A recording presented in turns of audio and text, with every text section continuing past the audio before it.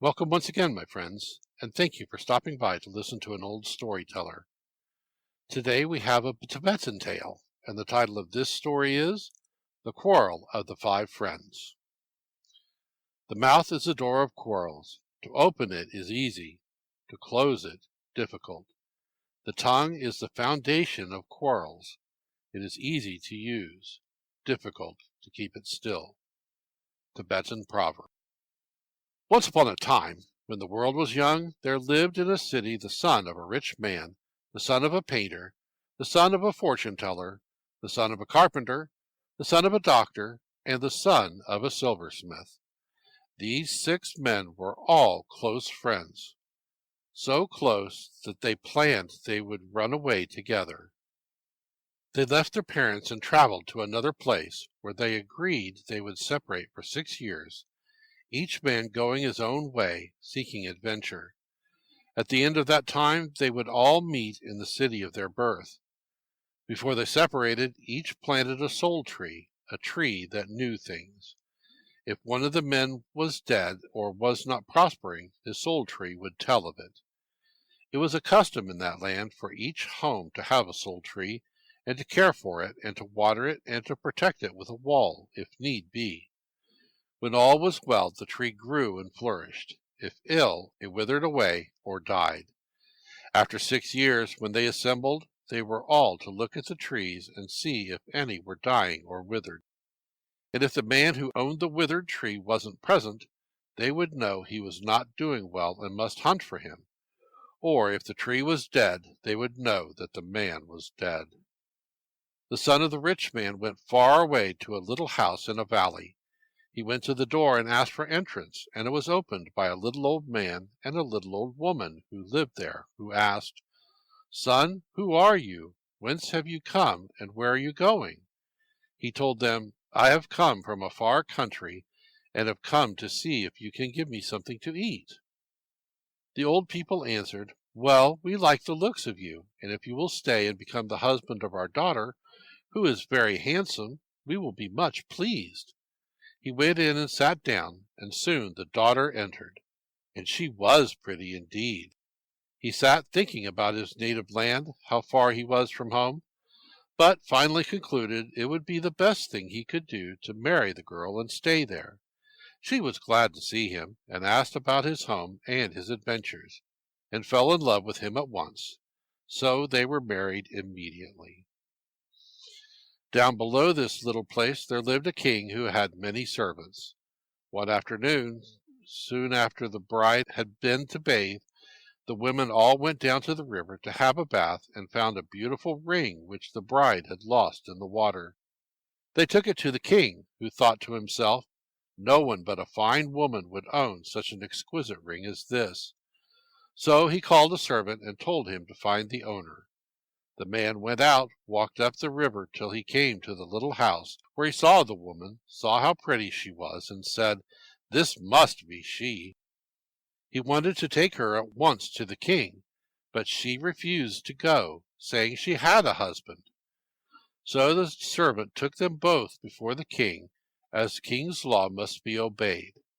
When he saw how beautiful she was, he said, "She must be the daughter of a god."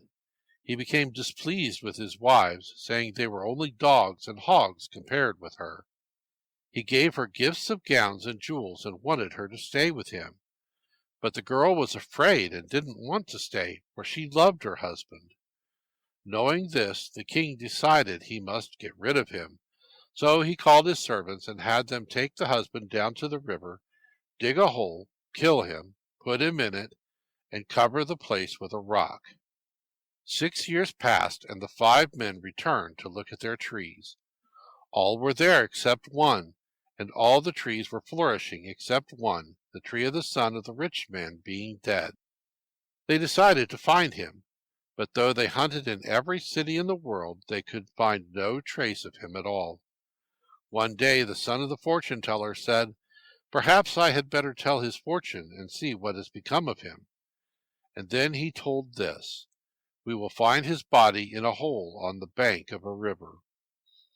They hunted and hunted many days, and finally found the place. But the rock was so big that all 5 of them could not move or lift it. So the son of the silversmith chiseled it off and made it smaller until they could get it off the hole, and they found him. Then the son of the doctor gave him some medicine that brought him to life, and he could talk. They decided they would get his wife back for him, but it wouldn't do to go and demand her, as the king would kill all 6 of them at once. And so the son of the carpenter said he had a scheme. He would make a flying machine. He made an affair with wings and a tail which he called a wooden bird. This would go up and down in any place he wished. The son of the painter colored it with many beautiful colors. When it was all finished, the son of the rich man got in it and sailed up toward heaven. He flew around and around and finally stood right over the king's palace. The people were all looking at the wonderful and beautiful birds sailing above them, and the king said to his wife, "Take some nice food up there on the roof, and maybe he will come down." So she took the food and went to the roof, and the bird came closer and closer, down to the place where she stood. Finally the bird landed on the flat roof beside her, and a man stepped out. She was pleased, knew him, and said, "I thought you were dead, and I never expected to see you again." "Are you really pleased?" he asked her, "or would you rather stay with the king? Choose for yourself. Either go with me, get into this wooden bird, or stay here. You need not fear the king if you go with me, for he can never catch us in this bird." So she stepped into the machine, and away they flew to where the 5 friends awaited them. They alighted, and when they saw her, they, too, thought she was beautiful. The son of the rich man said, "I have been dead and brought to life again, and now have my wife, and all this I owe to you." He thanked them over and over for all they had done. Then he said, "We will be so happy to live as man and wife again," and this made his friends very angry. The son of the fortune teller said, "Well, nobody would have known where you were if it had not been for me, and the girl by rights belongs to me." The son of the silversmith said, "Your business just telling where he was did not amount to anything. It was I that broke the rock away, and the girl should be mine." The son of the doctor said, "What's the use of all your work? Just to find the corpse was nothing. It was I that brought him to life, and she should be mine." The son of the carpenter said, "It didn't do any good to bring him to life. It was I who made the wooden bird to get her in, and she belongs to me." The son of the painter said, "The machine was no good until I painted it to look like a bird, and the king sent his wife up instead of a slave to feed it, so the woman should be my wife." So they stood quarreling and quarreling until they saw a man coming along the road, and called him in to settle it. They told him about what each had done. He knew not how to answer, but told them this story. One time a lot of men owned a fine Chorten, and as they couldn't decide upon whom it belonged, they cut it into pieces and divided it. So these 6 men drew their knives and slew the girl. Thank you once again for listening to this story. If you enjoyed this story, please press that like button. Also, please help an old storyteller out by subscribing to my channel. The next story will be posted in a few days, so until then, may your story continue to be a good one.